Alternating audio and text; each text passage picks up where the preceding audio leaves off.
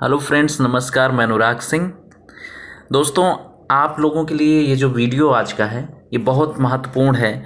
इसलिए महत्वपूर्ण है क्योंकि हमने जो नवंबर दिसंबर 2020 से जिस चीज़ का हम इंतज़ार कर रहे थे वो इंतज़ार अब हमारा ख़त्म हुआ और फाइनली यूपी गवर्नमेंट ने टीजीटी और पीजीटी के लिए और पीजीटी के लिए जो वैकेंसी लाई थी और उसको रोक दिया था, होल्ड कर दिया था, उसको फिर से ले आए हैं और इसमें कुछ चेंज भी किया गया है। उन चेंज को हम लोग देखेंगे, समझेंगे।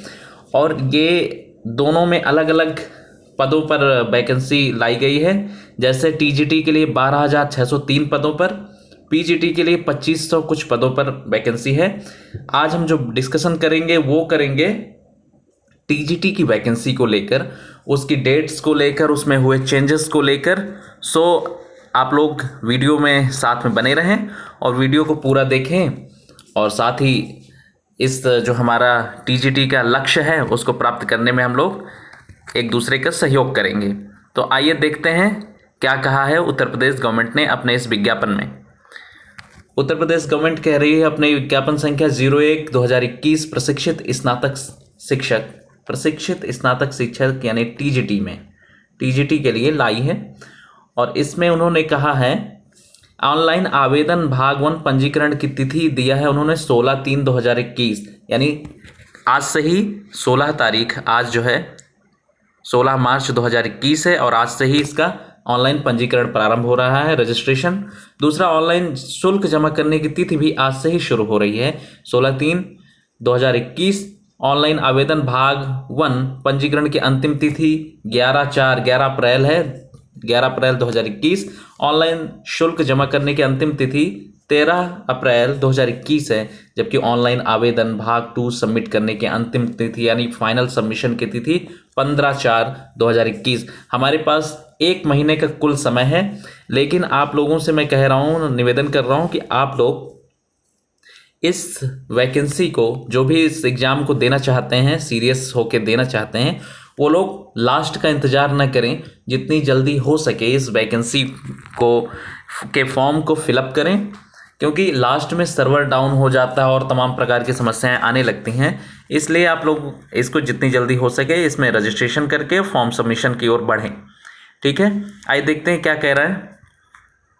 लिखा हुआ है, उत्तर प्रदेश माध्यमिक शिक्षा सेवा चयन बोर्ड प्रयागराज द्वारा विज्ञापन संख्या 01/2021 के माध्यम से प्रदेश के सहायता प्राप्त अशासकीय माध्यमिक विद्यालयों में प्रशिक्षित स्नातक शिक्षक के 12,603 पदों पर विषयवार भी और वर्गवार भी बालिका और बालक संस्था हेतु अनारक्षित और आरक्षित श्रेणीवार रिक्तियों का विवरण संख्या 01 में दिया गया है। इसके सापेक्ष चयन हेतु भारत के नागरिकों से ऑनलाइन आवेदन आमंत्रित किए जाते हैं। ऑनलाइन आवेदन के संदर्भ में अभ्यर्थियों से अनुरोध है कि वे निम्नलिखित निर्देशों का भली भांति अध्ययन कर लें एवं तदनुसार आवेदन करें। ठीक है, इसमें देखिए महत्वपूर्ण निर्देश भी दिया हुआ है कि महत्वपूर्ण निर्देश क्या है, इस वेबसाइट पे जाके ही भरें, किसी और वेबसाइट के थ्रू या किसी भी कई सारी वेबसाइट दिखाई दिया करती हैं, उनके थ्रू आप थर्ड पार्टी के यूज ना करें। डायरेक्ट उत्तर प्रदेश गवर्नमेंट की जो ये वेबसाइट है इस पे जाके आप फॉर्म अप्लाई करें। दूसरा, अभ्यर्थी अपने आवेदन करने से पूर्व अपनी पात्रता सुनिश्चित कर लें, यानी वो पात्र हैं कि नहीं पात्र हैं, अंतिम तिथि को पद के लिए निर्धारित सभी पात्रता शर्तों को धारण करते हैं या नहीं, ये सारी चीज़ें हैं। इसके अलावा आप देखें, तीसरा पॉइंट इसमें दिया है, प्रशिक्षित स्नातक शिक्षक संवर्ग के प्रत्येक विषय के सापेक्ष एक ही आवेदन स्वीकार किया जाएगा। यदि एक से अधिक विषय में पृथक पृथक आवेदन कर सकते हैं। ठीक है, अगली चीज़ है विज्ञापित पदों की संख्या घट और अथवा बढ़ सकती है। ये भी एक संभावना है इसमें कि या तो घटाई जा सकते हैं पदों की संख्या, बढ़ाया भी जा सकता है। ये सारी चीज़ें दे रखा है इसमें। तो भाषा संबंधी प्रश्न पत्र उसी भाषा में होंगे, या तो हिंदी का हिंदी में, संस्कृत में, अंग्रेजी उर्दू में। ठीक है, तो किसी भी आरक्षण का लाभ केवल और केवल किसको मिलेगा, वो आप सभी जानते हैं, उत्तर प्रदेश के निवासी, जिस राज्य का जो एग्जाम होता है उसके निवासियों को ही उस राज्य में आरक्षण का लाभ दिया जाता है। ठीक है, आर्थिक रूप से कमजोर वर्ग के अभ्यर्थियों को 10% आरक्षण का प्रावधान किया गया है। ठीक है, तो ये चीज़ हो गई, और ये सारा कुछ दिया है, आप लोग इसको देख लीजिएगा। अंतिम तिथि जो दिया है सबमिशन की, फाइनल सबमिशन की, वो दिया 15/4 15 अप्रैल, यानी हमारे पास 1 माह का पूरा समय है। और ये सारी जो एग्ज़ाम में चीज़ें होती हैं कि नहीं वो नहीं ले जाना होता है फ़ोन, मोबाइल, ब्लूटूथ, पेजर्स, ये सब चीज़ें। यदि किसी प्रकार की कोई समस्या आती है तो आप इस नंबर पे आप कॉल करके भी आप सलाह ले सकते हैं 10 बजे से लेकर 5 बजे तक, ठीक है। आवेदन सब करने के संबंधी संक्षिप्त अनुदेश से सब कुछ दे रखा है, आप लोग इसको देख लीजिएगा। और हाँ, ये इस चीज़ के बारे में आपको 3 चरण है इस फॉर्म के अप्लाई करने के। पहला चरण है कैंडिडेट रजिस्ट्रेशन होगा, दूसरा चरण है फीस भुगतान होगा, तीसरा चरण है फाइनल सबमिशन होगा। तो ये 3 चरणों से होकर इस फॉर्म को भरा जाएगा। इसको आप लोग अच्छे से देखिएगा, पूरा पढ़िएगा, तभी फॉर्म भरिएगा।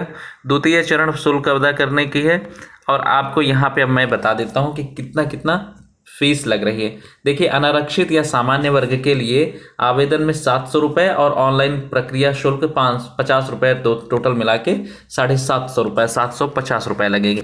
EWS के लिए लगेंगे 400 रुपये और 50 वो मिला के 450 रुपये। अन्य पिछड़ा वर्ग यानी OBC के लिए 700 रुपये, और OBC और जनरल का यहाँ सामान्य मतलब सामान्य वर्ग और OBC दोनों को बराबर रुपए लग रहे हैं, 750 750। अनुसूचित जाति यानी SC के लिए जो लग रहे हैं वो 450 रुपये लग रहे हैं। ST के लिए जो लग रहे हैं वो 250 रुपये लग रहे हैं। बाकी अन्य लोगों का आप लोग देख लीजिएगा क्या क्या है। तृतीय चरण जो है फाइनल सबमिशन का है। इसमें इन्होंने कहा कि अपना रंगीन फोटो के बारे में विशेष तौर पर इन्होंने कहा कि रंगीन फोटो 3.5 सेंटीमीटर चौड़ा और 4.5 सेंटीमीटर लंबा होना चाहिए। हस्ताक्षर 3.5 सेंटीमीटर चौड़ा और 1.5 सेंटीमीटर लंबा। JPG फॉर्मेट में स्कैन करके अपलोड करना होगा। ये सारी चीज़ें इन्होंने दे रखा है। चेहरे में किसी प्रकार के कोई वो जो चेहरा हो साफ़ सुथरा एकदम दिख रहा हो, चमक लाइट वगैरह की नहीं आनी चाहिए, सब उन्होंने कहा है। इसके अलावा जो है रिक्त पद के बारे में बात की गई है। उपर्युक्त विज्ञापन संख्या 01/2021 द्वारा विज्ञापित प्रशिक्षित शिक्षक के रिक्त कुल 12,603 पदों के सापेक्ष सहायता प्राप्त अशासकीय माध्यमिक विद्यालयों द्वारा चयन बोर्ड को प्रेषित अधियाचनों के विषयवार, वर्गवार, बालिका और बालक, आरक्षित व अनारक्षित श्रेणीवार विवरण सारणी संख्या 1 में विहित हैं।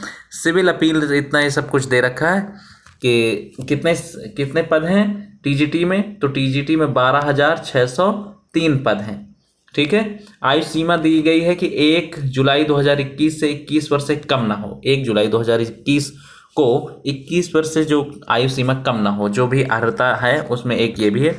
दूसरी चीज, आवेदन पत्र प्राप्त करने की अंतिम तिथि अर्हता की तिथि मानी जाएगी, ठीक है। यानी कि आपके जो भी कोई भी आपके पद वो हों, जो भी आपके पास ये चीज़ें हैं, आपके जो भी डॉक्यूमेंट्स और कई सारी जो चीज़ें हैं, वो सब कुछ आपको उसके तिथि को आपके पास होनी चाहिए। आवेदन पत्र प्राप्त करने की अंतिम तिथि अर्हता की तिथि मानी जाएगी।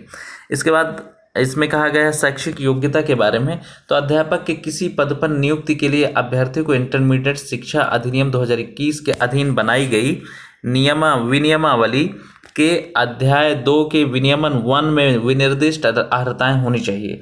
उक्त के अतिरिक्त समय समय पर प्रख्यापित हुई संशोधन एवं राजज्ञों द्वारा आवेदन की अंतिम तिथि तक संशोधित यथा परिवर्धित योग्यताएं भी मान्य होंगी।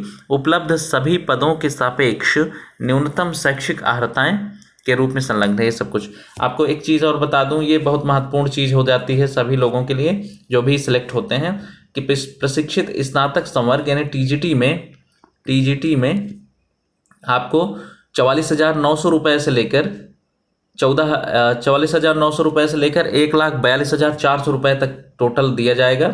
और जो ग्रेड पे होगा उसमें 7th पे कमीशन वगैरह सब लागू हो के साथ ग्रेड पे जो होगा वो 4600 रुपये का ग्रेड पे होगा, ठीक है।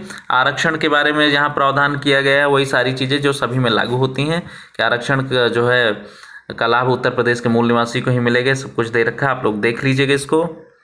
इसके अलावा अब हम लोग चलते हैं कि भर्ती की जो प्रक्रिया होगी उसके बारे में देख लेते हैं।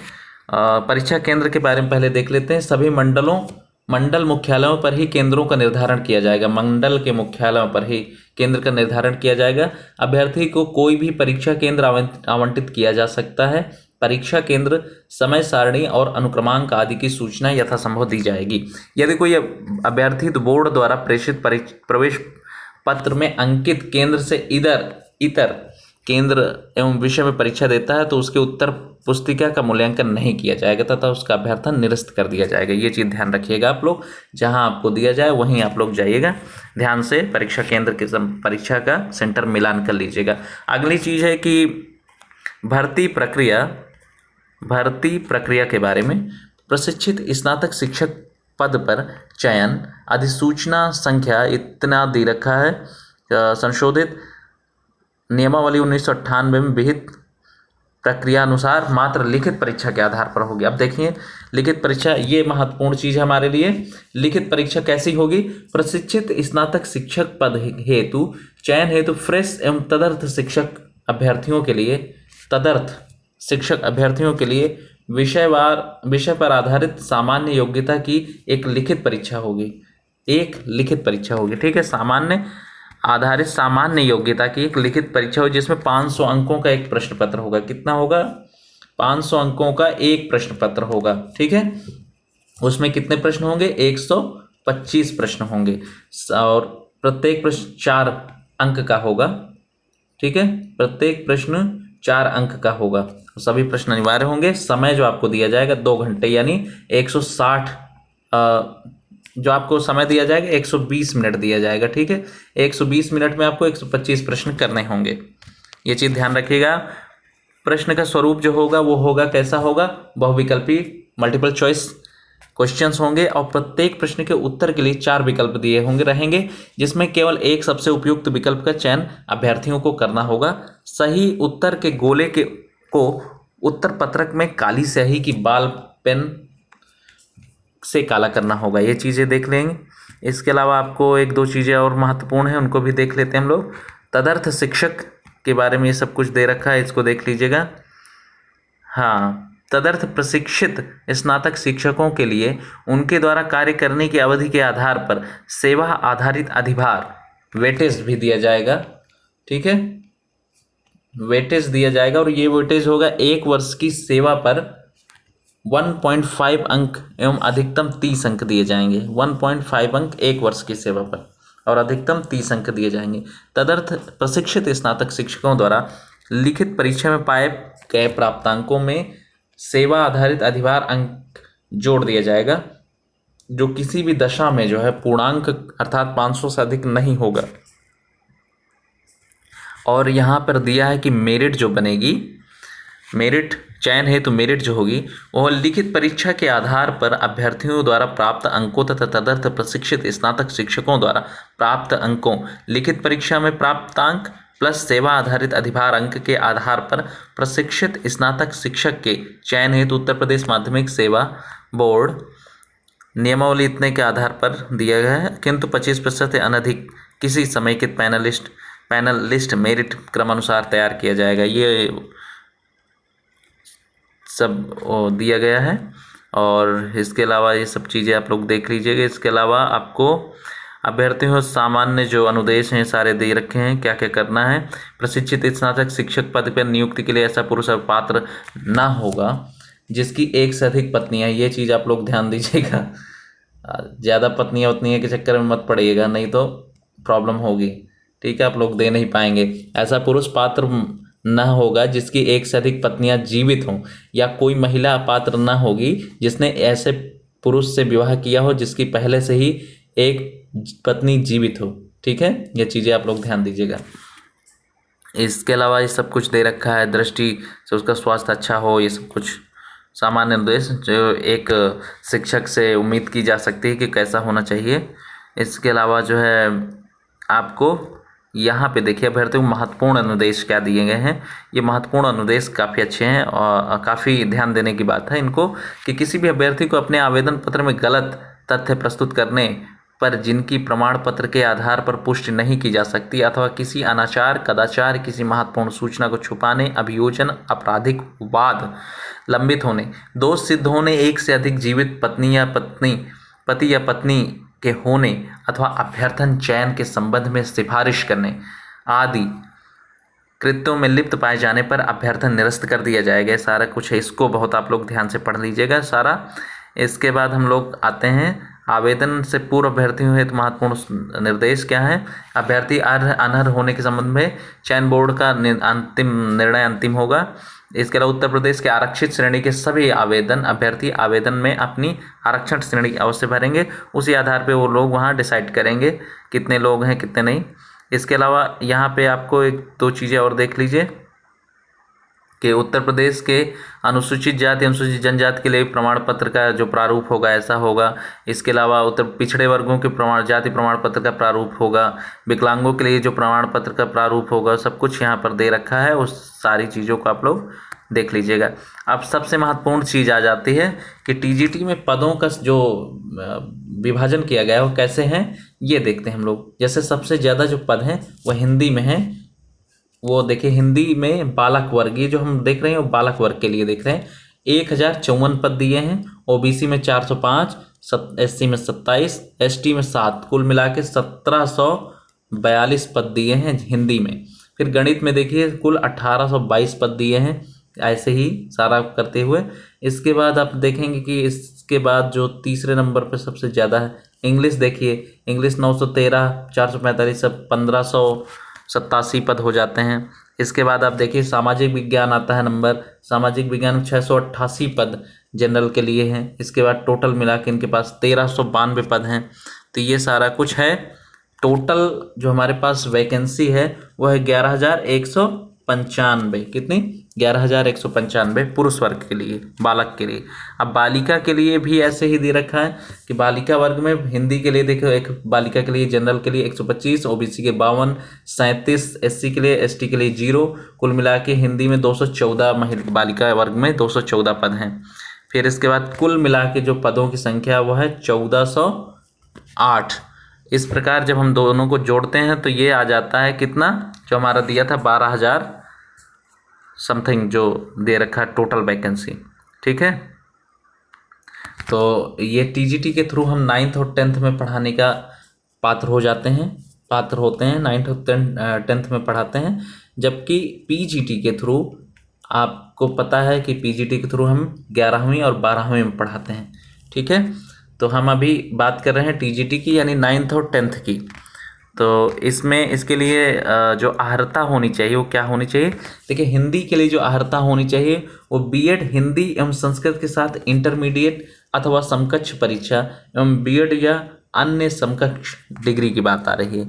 या इसके अलावा दूसरी चीज़ ये है कि बीएड हिंदी एवं संस्कृत विषय के साथ अथवा समकक्ष परीक्षा बीएड या अन्य समकक्ष डिग्री। इसके अलावा बीएड अनिवार्य प्रशिक्षण अर्हता जो है अनिवार्य है, वो क्या चीज़ है कि बीएड या अन्य समकक्ष डिग्री होनी ही चाहिए। इसके बाद वरीयता किसको दी जाएगी, वरीयमान या अधिमानी अर्हता किसके आधार पर। देखिए जो लोग बीएड कर रखे हैं उनको एमएड जो कर रखे हैं, पीएचडी या किसी राष्ट्रीय स्तर की खेलकूद प्रतियोगिता में राज्य स्तर की टीम के माध्यम से भाग लेने का प्रमाण पत्र, ये चीज़ें हैं तो इसका जो है उनको लाभ मिलेगा।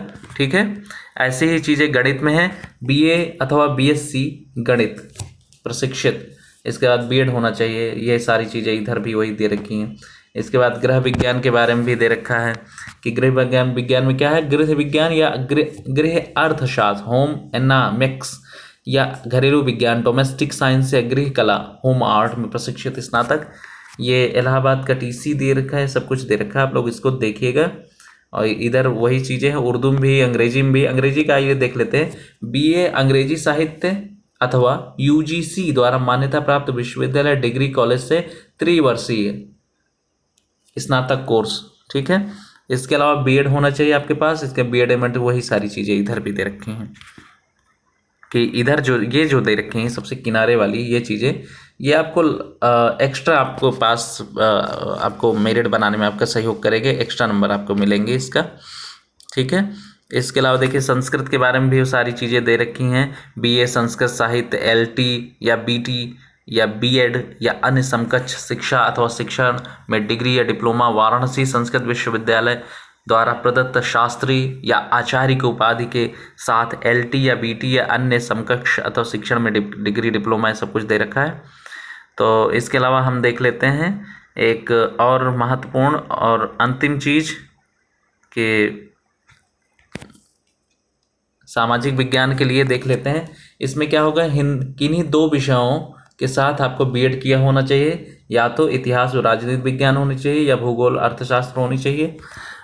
इसके अलावा बीएड की डिग्री आपके पास अनिवार्य हो, बीएड या अन्य समकक्ष डिग्री अनिवार्य होनी चाहिए आपके पास। इसके अलावा बीएड, एमएड, पीएचडी वही सारी चीज़ें यहाँ भी दे रखी हैं। तो आपको मैं समझता हूँ समझ आ गया होगा। इसके अलावा जो हमारे पास दूसरी चीज़ है, जो दूसरे चीज़ है वो है पीजीटी के बारे में। उसका हम लोग नेक्स्ट अगले वीडियो में हम उसको देखेंगे। पीजीटी के बारे में अगले वीडियो में हम लोग देखेंगे। अभी ये हो गया था, हम लोग टीजीटी के बारे में हमने पूरी जानकारी प्राप्त कर ली है, ठीक है। तो इसके लिए अंतिम बार मैं और एक बार बता दूं कि हमारे पास पदों की संख्या 12,603 है, ठीक है। तो आज से लग जाइए, पहले फॉर्म भरिए, इसके बाद लग जाइए इसके सिलेबस को लेकर, इसके पूरे नॉलेज इसका लीजिए और मैदान में आ जाइए। बहुत बहुत धन्यवाद, नमस्कार, जय हिंद।